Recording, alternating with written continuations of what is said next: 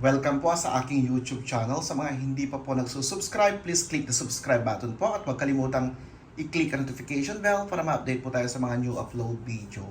Ayan, today po ay magluluto po ulit tayo ng ating buto po ng sitaw. Ayan. Tapos ko napalambot ko na po to. Ayan, igigisa po natin siya. At ang ating mga sangkap, syempre po, andyan ang ating buto ng sitaw na napalambot na po. Andyan ang ating manok. Manok naman po ang ating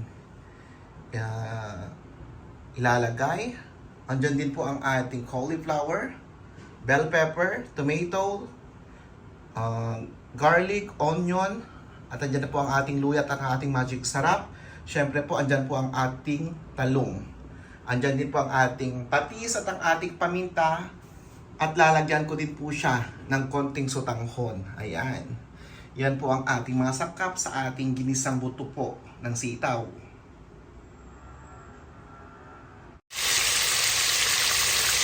Ayan po, ang inuna natin ay ang ating manok.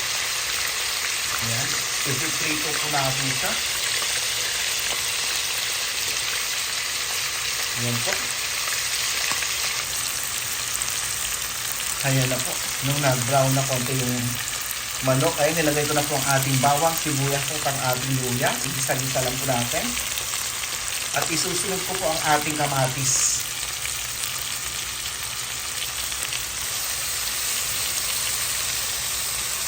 At yan na po, nilagay ko na rin ang ating kamatis. Nilagyan ko na rin po siya ng patis. Ginigisa ko na po siya sa patis. Ayan.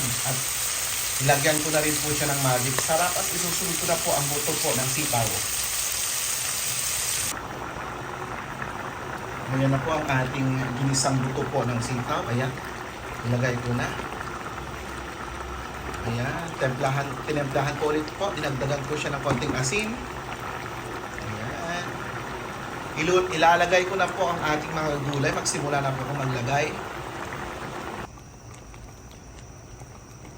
At yan na po, pinagsabay-sabay ko na. Ayan, ang ating talong, ang ating cauliflower, at ang ating bell pepper. Ayan po. Mukhang okay na po, marami na po ang ating vegetables, kaya hindi ko na po ihahalo ang ating sutanghon. Okay na po to. Lutuin ko lang po ang ating gulay at pwede na po tayong kumain. Takpan ko lang po.